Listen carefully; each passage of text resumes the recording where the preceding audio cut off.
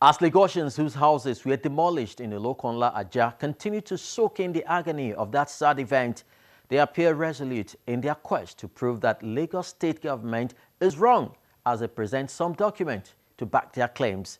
We also sought the opinions of legal icon Femi Falana as well as Femi Aborishade on this issue. It's still a case of murdered sleep as owners of property in Olokonla demolished by the Lagos state government kick. Solidarity forever, we shall always fight our rights. It is a government scheme. Government has done a layout there. He has allocated those land, those plots each to individual in Lagos State, and they have paid. Do we now fold our arms and say because somebody that has not acquired from the state government, that does not get a permit from here, should build in Lagos?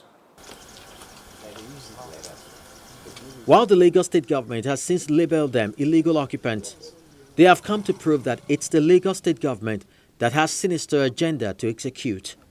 If you just take only one section of family here. One of those who represented the 5 families to which the land allegedly belonged presents some document to back up his claim. Before now, there was a gazette dated 13th May 1993, which released lands to all traditional landowners within the corridors of Etiosa, which is marked here, whereby lands within the corridors of Etiosa and Ibejuleki local government areas of Lagos State, containing the areas approximately 820 square kilometers, which is outlined there. This is where the government, as at 1993, released lands to all landowners, all existing villages, Olokonla, Orebi villages, Bakari Odedino villages, the Ogumbi villages. These are villages that have been existing. The Amojao Seni villages, all within Olokonla, and the entire corridors of that area that is within the expanse of land. And we are not just talking about some field. We are talking about over 5,000 hectares of land belonging to all these families. But for records, I would like to prove here that there was an application on 4th March 2011 for acquisition of 22.257 hectares of land belonging to the Orebi villages, wherein the villagers themselves append their signatures for request of land because they have right over those land, and they also have right to request from the government to release those land to them because it's their birthright, it's the land they've been using for farming. So therefore, the application was received and acknowledged.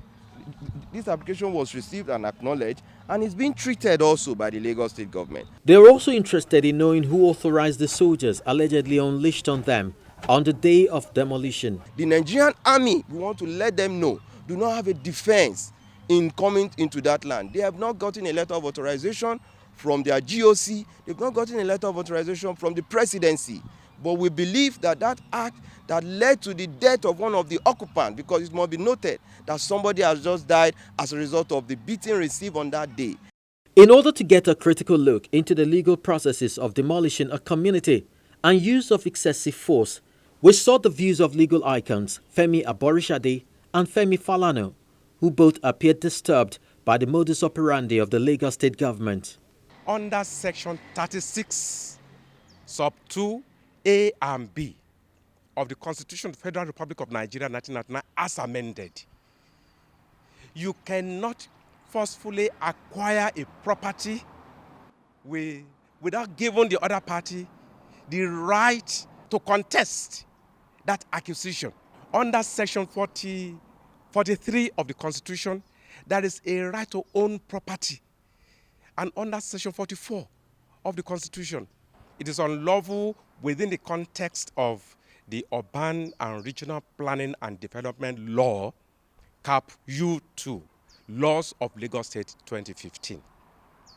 Under section 57 of that law, the victims or the owners or developers, as the case may be, ought to have been notified. The reasons why they want to demolish must have been stated. The law provides for the setting up of a committee to listen to the representations to listen to the complaints of the owners or developers. And if they must go ahead, then demolition can only take place if there is no appeal. These people have made an appeal. The appeal has not been determined, apart from being in court. And under their own law, if there is no appeal, assuming there is no appeal, in this case there's an appeal, but assuming there is no appeal, demolition can only take place at least within 28 days, at least. Apart from the provisions of the law, the Constitution provides that all actions of the government shall be humane. And in order to avoid the breach of the peace, the courts are there. If I feel dissatisfied with the decision of the appeals committee of the ministry, I have the right to go to court. It's so provided by the law. And I have advised government officials over the years, if you believe that the procedure in the law is rather slow, go to the House of Assembly, ask for an amendment of the law to fast-track the process so that people do not use the legal system to frustrate government from developing the country, the state. But for goodness sake, insofar as the law has not been amended to remove the procedure for lodging complaints, you just cannot breach the law as a government. Even under a military dictatorship, the Supreme Court made the point that you cannot, when a man has approached the law court, you cannot take the law into your hands by removing him from his property or even disputed property. And I'm talking of the case of the military governor of Lagos State and the Emeka Ojukwu. And the Supreme Court on that occasion ordered the military dictators to restore Chief Ojukwu, the late Chief Emeka Ojukwu, to his father's house in Ikoyi. So if that could be done now under a military dictatorship, a legitimate democratic government embark on mindless demolition of properties. As far as Femi Falana is concerned, the government has not been humane, and this unfortunately puts the poor at the receiving end. I have cases where the rich violated the law, the town and country planning law of the state. Nobody demolishes their houses.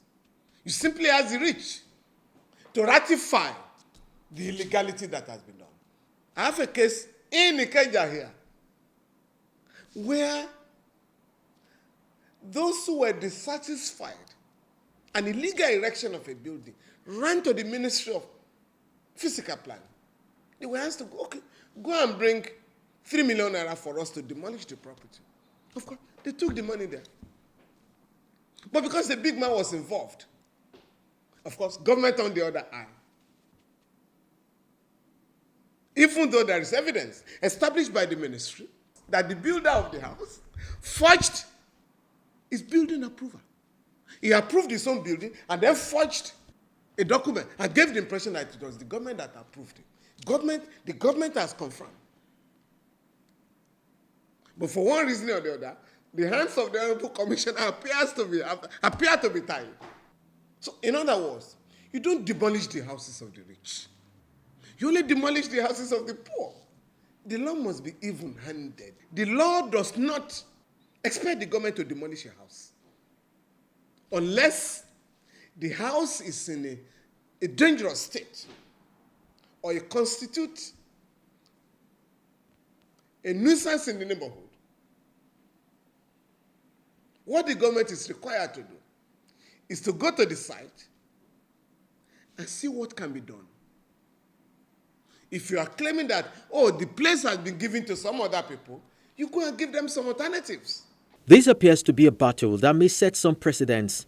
However the pendulum swings, keen watchers must look out for lessons that would guide them when making choices on property acquisition in future. It's time we called it a day on Eyewitness Report for the week. We'll very much love to hear from you. Send those photos and videos to our Eyewitness portal. Until next week, when hopefully we should be back, I'm Chris Elems. Bye-bye.